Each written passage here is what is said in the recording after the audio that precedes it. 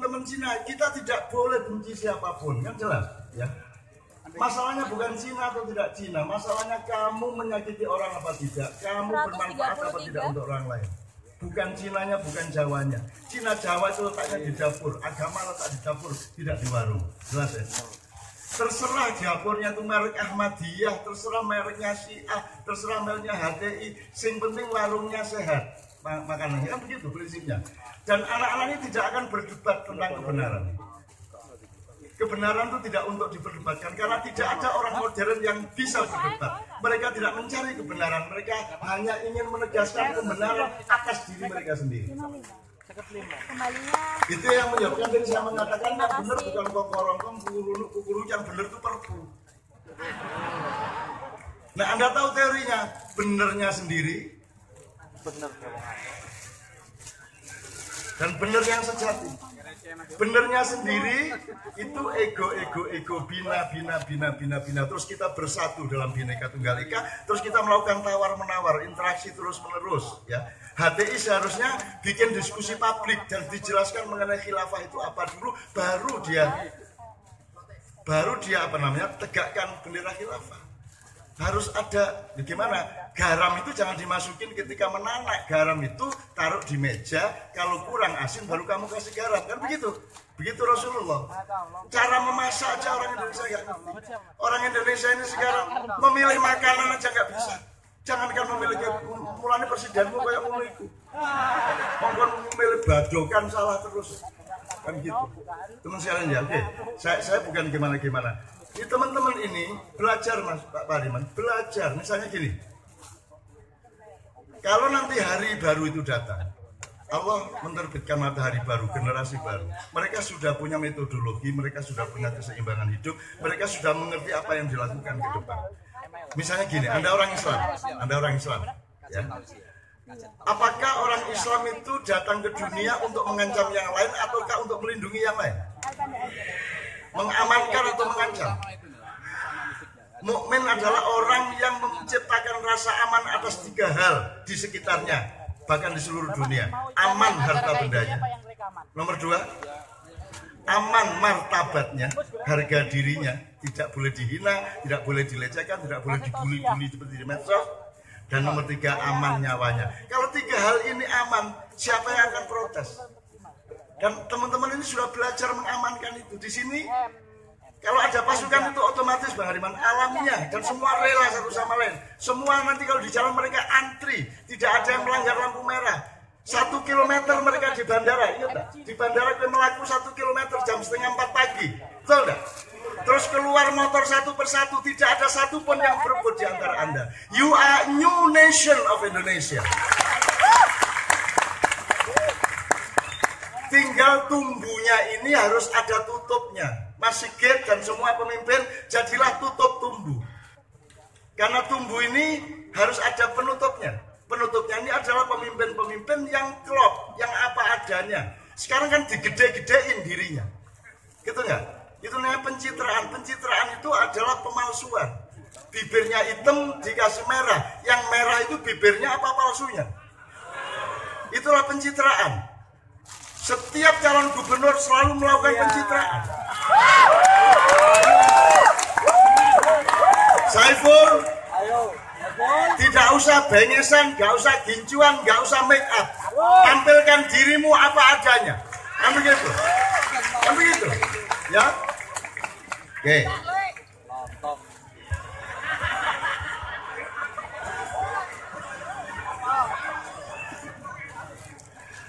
Saya bukan makhluk bumi yang menuju ke surga. Saya adalah makhluk surga yang sedang melihat-lihat bumi. Jadi aku tidak punya urusan sama konstelasi bumi. Aku hanya menyayangi mereka dan aku akan menjawab setiap pertanyaan mereka dan aku akan menolong yang mereka minta tolong kepada saya. Tanpa aku punya kepentingan apapun terhadap bumi. Lek-leken bumi. Habisin dunia, kamu telan tidak apa-apa. Karena Allah Maha Kaya dan saya tidak ambil makanan dari bumi ini, aku ambil makanan dari malaikat-malaikat di langit. Itulah hidupku. Jadi Anda ini manusia, Anda ini penduduk surga, disuruh outbound sebentar di bumi, benar ya? Diuji, Jangan sampai nggak lulus untuk bisa kembali ke kampung halaman. Yang namanya mudik itu Anda kembali ke kampung halaman asli. Mbahmu namanya Adam itu penduduk surga. Terus dia kena talbis. Talbis itu membuat dia terperosok, tertipu, akhirnya dihukum ke dunia sebentar. Talbis itu Mas Hariman dari kata libas, pakaian. Talbis itu orang yang menyamar dengan pakaian yang tidak seperti dirinya. Jadi Adam itu kenapa dia mau mendekati pohon dan memakan buah itu? Karena dia didatangi tamu yang berpakaian malaikat, berwajah malaikat, padahal dia iblis. Kan gitu. Maka dia tertipu. Indonesia adalah festival iblis-iblis yang berpakaian malaikat. Dan engkau, cucu-cucu Adam, harus meningkatkan kecerdasan, kepekaan, dan ketajaman pandangan. Jangan sampai tidak tahu bahwa yang datang kepadamu itu iblis. Full, jelaskan dirimu iblis apa malaikat.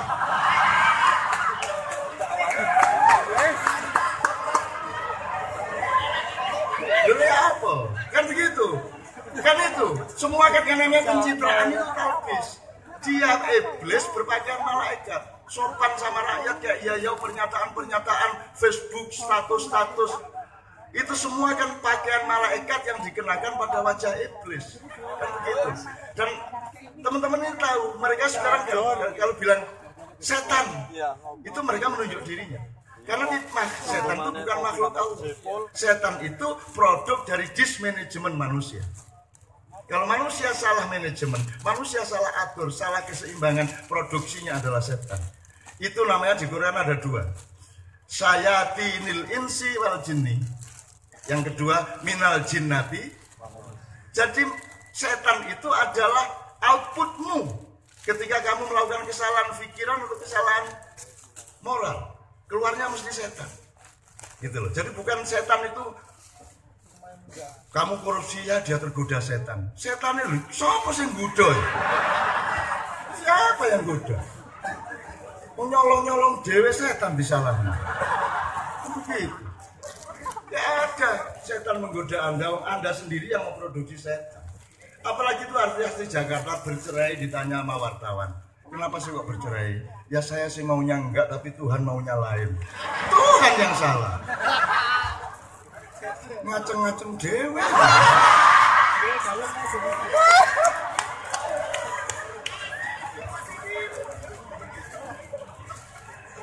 Kata tidak berdiri sendiri, kata ada tempat, ruang dan waktunya. Jadi tidak bisa menghukumi kata, yang bisa adalah memahami di mana ruang dan waktu. Gitu? Allahu Akbar harus pada tempatnya. Kalau tidak pada tempatnya, engkau akan membuat orang lain salah paham, kan begitu. Nah, kenapa Ahok kalah di Jakarta? Karena dia takut sama Allahu Akbar dan kemudian benci Islam. Dia lupa orang Betawi kok diajak benci Islam. Orang Betawi sama Islam itu seperti api dengan panasnya, seperti gula dengan manisnya, kan begitu kan? Seperti sungai dengan ombaknya, seperti tai dengan baunya. Gitu ya Mas ya? Tak kandani ya. Kalau orang Jawa itu Islamnya Islam alhamdulillah. Karena dia hidupnya tenang, agraris, yang ketemu Belanda keraton, mereka tidak ikut ketemu. Tapi kalau orang Betawi tidak punya keraton, tidak punya raja, mereka ketemu Belanda terus-menerus berabad-abad. Dan mereka takut terus dan mereka melawan terus, maka Islamnya Betawi adalah Allahu Akbar. Polisi tidak paham, itu bukan radikal. Itu orang tidak punya harapan. Kok radikal? Nggak, semua radikal. Nggak ada radikal. Orang tidak punya harapan, akhirnya ya udah. Sisa terakhirnya adalah Allahu Akbar, karena tinggal Tuhan yang Maha Besar yang bisa menolong dia. Gitu teman sekalian. Mereka enggak sama, enggak pakai Allahu Akbar kalau mereka. Mereka hancur.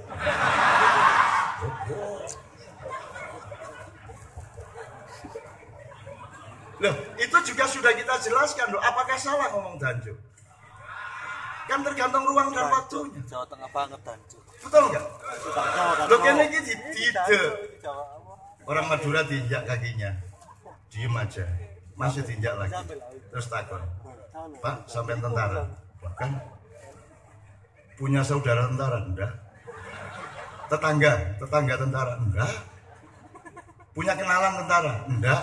Kalau gitu tolong kakinya jangan nginjak saya. Coba. Nah arek-arek iki diinjak satu kali, masya Allah, loro. Diinjak lagi, subhanallah.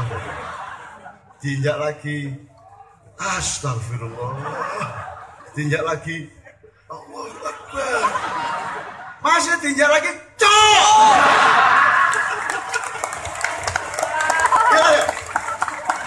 Itu tidak dosa, itu kemurnian dari orang yang tersakiti, betul enggak? Itu bukan karena kebencian. Dalam hidup tidak ada benci.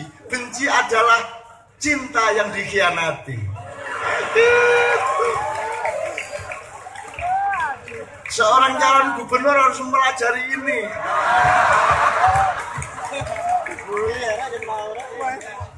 Loh, banyak ceritanya. Ada di Bekasi, Bupati Maknyan sama saya, tiba-tiba di tengah jalan ada sandal dilempar kena Bupati dari penonton. Polisi langsung, siapa ini? Baru polisi bergerak, ternyata sandal satunya lagi dilempar lagi Bupati. Polisi langsung ngerinsek, tapi keduluan sama Kiai Kanjeng. Kiai Kanjeng terjun, ambil anak itu, diselamatkan, dibawa ke ruangan. Terus saya bilang sama Pak Bupati, selama saya menemani para pejabat di Indonesia, belum pernah saya menjumpai seorang pemimpin yang dihidayai Tuhan setinggi Anda. Ya, maksudnya biasa gitu. Loh, yang dibutuhkan pemimpin adalah kemurnian hati rakyatnya. Kalau dia tahu hati rakyatnya secara sejati, maka dia tahu apa yang harus dilakukannya. Nah, hatinya rakyat tadi itu ya itu tadi, sandalnya dilempar itu murni, saya bilang. Murni. Awas dulu, ayo mulai. Awas dulu. Apa dari? Awas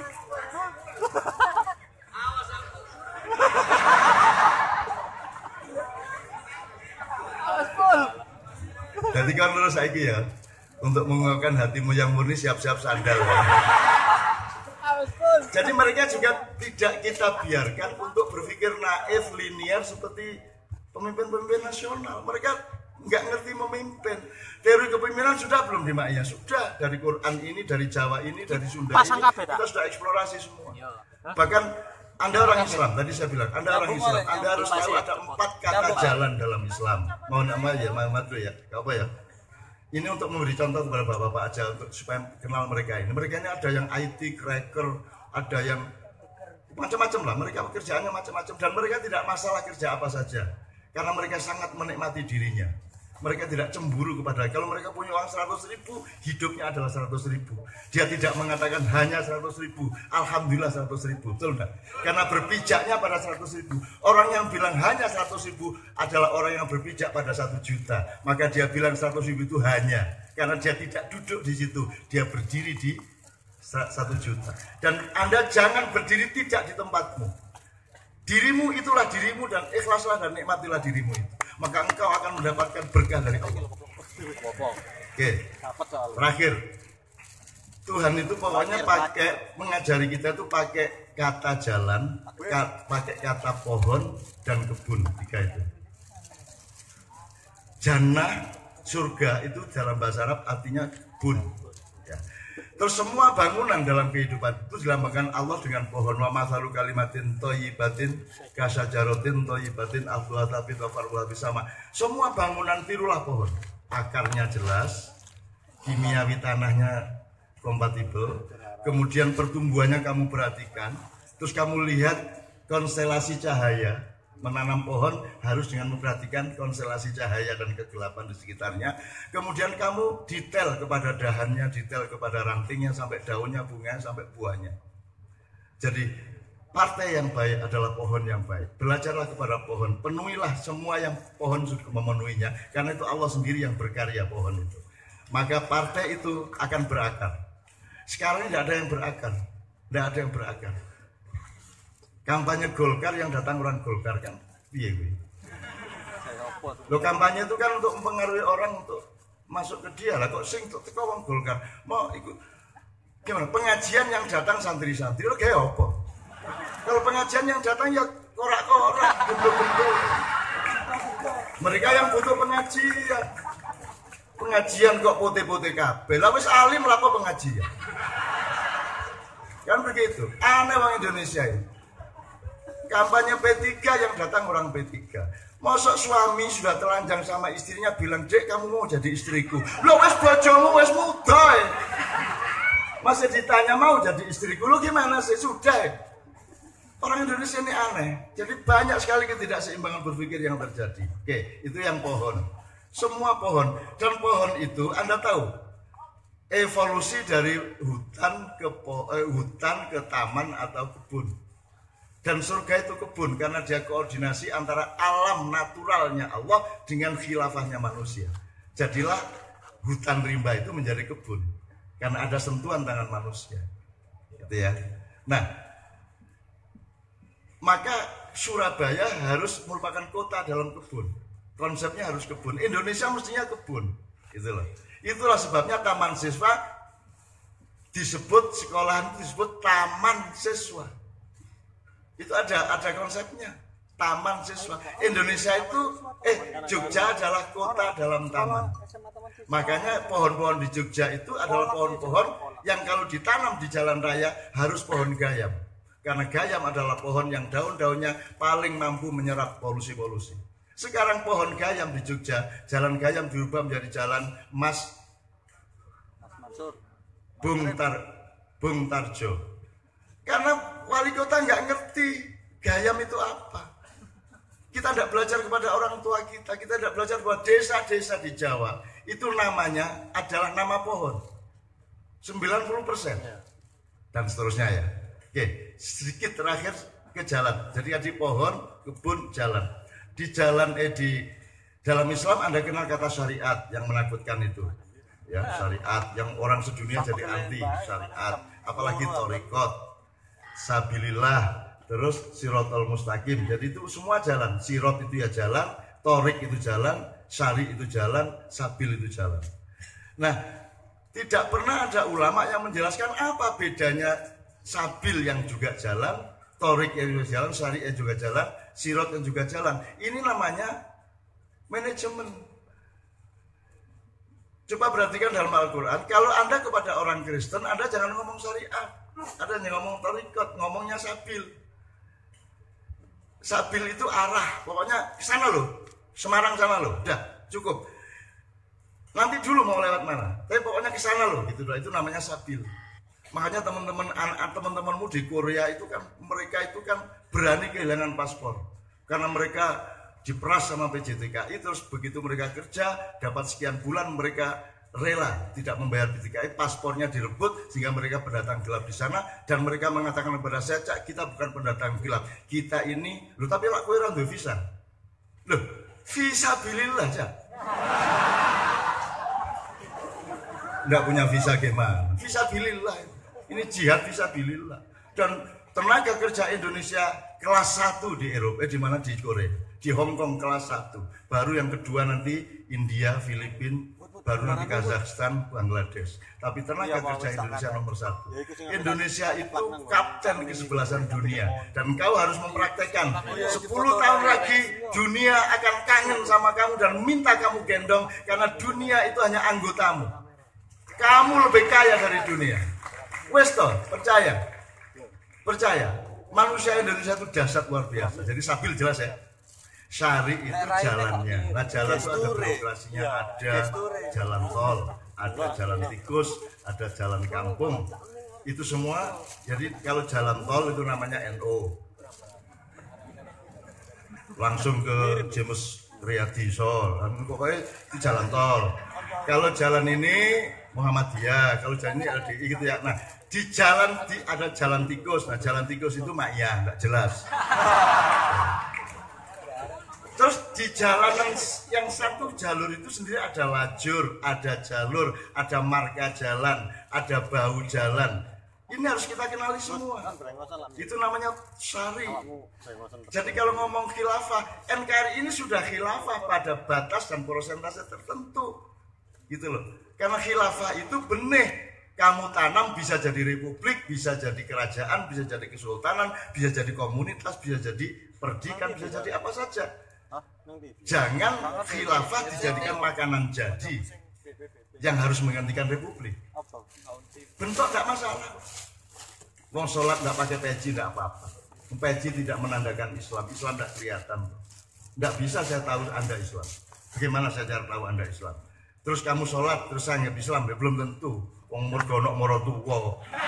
Gitu. Islam nggak kelihatan. Nah, orang Indonesia ini terlalu memperlihatkan sesuatu yang tidak boleh diperlihatkan. Cantik tidak kelihatan, yang kelihatan wajahnya. Betul enggak? Ombak tidak kelihatan, yang kelihatan airnya. Kalau kamu tidak percaya, coba ambilkan ombak satu gayung. Yang terkena di gayungmu adalah air, bukan ombak. Ombak tidak kelihatan, api tidak kelihatan, cahaya tidak kelihatan. Yang disebut cahaya, yang kelihatan adalah partikel-partikel yang ditimpa oleh cahaya. Cahayanya sendiri tidak kelihatan. Quran tidak kelihatan, yang kelihatan huruf-hurufnya dan kertasnya cetakan Cita. Betul enggak? Nah, Anda sudah belajar itu semua. Nah, syari itu sudah Anda pelajari. Oh, gini toh khilafah, oh gini toh republik, oh gini toh bedanya negara sama pemerintah. Di Indonesia negara sama pemerintah rancu. Betul enggak? MK itu lembaga negara, bukan lembaga pemerintah. KPK itu lembaga negara, bukan lembaga pemerintah. Anda sudah tahu semua itu, sudah kita pelajari.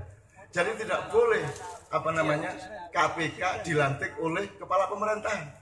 Kan tidak boleh, yang mau diawasi kepala pemerintahan nih malah ngelantik. Nah, karena di Indonesia tidak jelas beda antara kepala negara dengan kepala pemerintahan.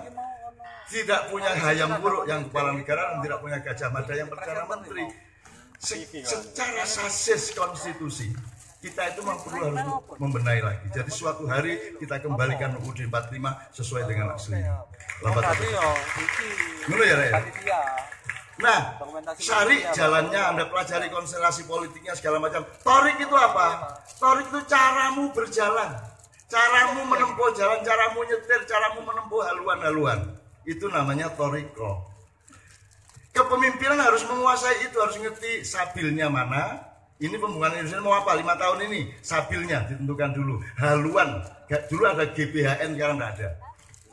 Terus baru mengenali jalannya, baru mempelajari caranya menempuh jalan itu supaya sirotol mustaqimnya tercapai. Mulai ya. Oke. Ini semua kita pelajari, Bang. Sehingga anak-anak ini di kampungnya masing-masing mereka yang menyelesaikan masalah. Di semua tempat. Di kantornya mereka yang paling dewasa. Kalau ada apa-apa mereka yang selalu disuruh mengatasi masalah, betul enggak? Karena mereka stamina-nya luar biasa. Jam 4 pagi nanti jam 7 kerja. Sehat enggak kamu? Pilek enggak, karena di sini ada ilmu kesehatannya sendiri di Ma'iyah. Ada ilmu kesehatan. Dan itu tidak sama dengan tapi dia dokter, gak enak gitu. Ya, itu ya. Tapi kan semua sudah kita pelajari. Dan saya tidak memberi pelajaran kepada Anda, yang Anda lihat adalah praktek saya. Misalnya duduk begini Bang Hariman, duduk begini ini 4 jam, 5 jam, 6 jam. Jajal nek calon gubernur kuat ngene. Mungkin mang wis ngene ada.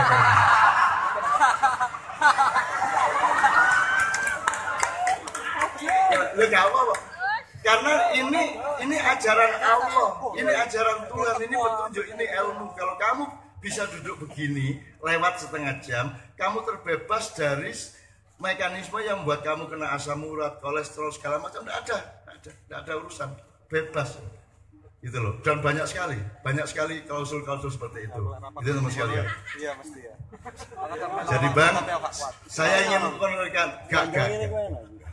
Saya ingin Bang Hariman, Pak Rito, saya tambahi optimisme. Tidak hanya teori, tidak hanya renewal teknologi. Harapan kita juga ada pada konkret anak-anak muda sekarang di Indonesia. Konkret. Saya sudah meneliti Anda di tempat Anda masing-masing, di tempat kerjaan Anda, lalu lintas Anda, persahabatan Anda di titik ini. Jualan kopi, satu dari Semarang, satu dari Surabaya, kongsi jualan kopi di Ma'iyahan di tempat Anda. Macam-macam persaudaraan Anda. Dan saya sangat kagum sama Anda. Kagum arek-arek top temen arek-arek. Cuma ini gak tahu, ini kayak aku kopi.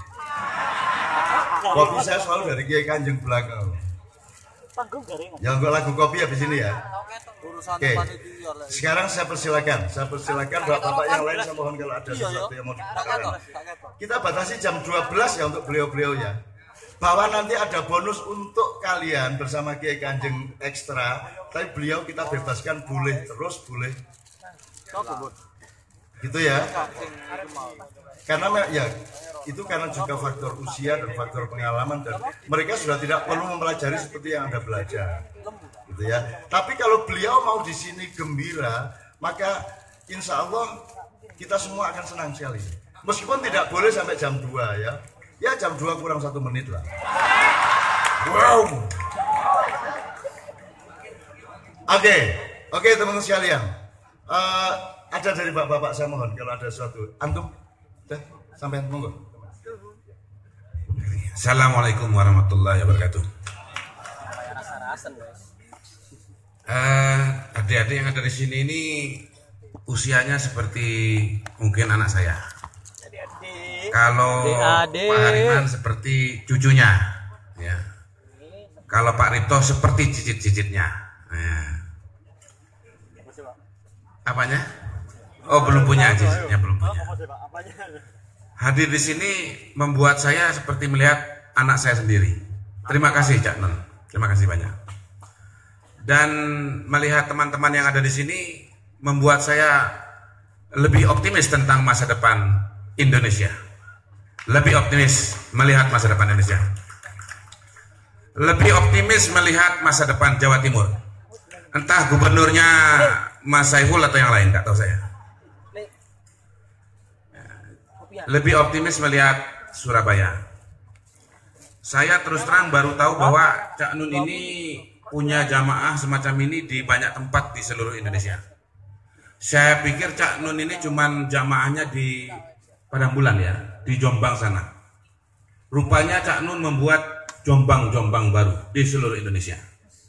Dan sama belingnya dengan Cak Nun, ya luar biasa. Ya. Sama pinternya maksudnya begitu. Ya. Saya melihat Cak Nun seperti sedang menjahit Indonesia, Pak. Menjahit Indonesia. Menjahit Indonesia lewat lagu-lagunya. Ya. Perasaan tentang keindonesiaan itu tidak datang tiba-tiba. Tidak jatuh dari langit. Ya. Indonesia adalah sebuah cita-cita yang diperjuangkan. Sebuah imajinasi yang dirangkaikan. Dan sebuah lagu yang dinyanyikan. Itu yang saya rasakan pada malam hari ini. Dan saya teringat Bung Karno, Soekarno, pendiri bangsa kita. Saya termasuk orang yang percaya bahwa tanpa ada Bung Karno, barangkali kita tidak menjadi bangsa Indonesia. Mungkin saya melebih-lebihkan. Tetapi bayangkan, ada yang pernah ke Papua? Yang pernah ke Papua angkat tangan. Ya. Yang belum pernah ke Papua, kita minta Cak Nun mengadakan jamaah maya di Papua nanti, soalnya. Ya. Oh sudah ada. Oke, nanti yang ini semua diajak ke sana Cak Nun ya.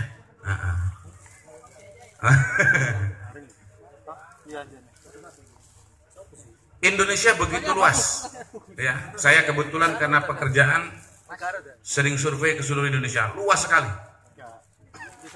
Saya ke Halmahera Tengah. Dari ke Halmahera Tengah itu kalau dari Jakarta naik pesawat 3 jam, lalu turun di Pulau Ternate, kemudian naik perahu, nyebrang ke Pulau Halmahera, lalu naik mobil lagi kira-kira sekitar 4-5 jam. Perjalanan yang cukup melelahkan, Pak. Saya ke sana kira-kira 5 tahun yang lalu. Pertama kali datang ke sana 5 tahun yang lalu. Berarti tahun 2012. Ternyata Bung Karno sudah sampai ke Halmahera Tengah tahun 50, Pak. Tahun 50. 50 tahun yang lampau. Dan waktu itu Bung Karno disambut dengan gegap gempita. Bupati yang waktu itu sedang menjabat adalah seorang anak yang menyambut Bung Karno pada saat Bung Karno datang ke Halmahera Tengah, ke ibu kota yang namanya Wedah. Mriki, Pak. Kemudian saya asli Palembang. Asli Palembang. Lagu yang tadi itu judulnya Genting Sriwijaya. Ya, tadi diputarkan. Tapi saya besar di Kalimantan Tengah, di Palangkaraya, yang sekarang sedang diwacanakan untuk menjadi ibu kota. Menjadi ibu kota. Bung Karno menciptakan, membangun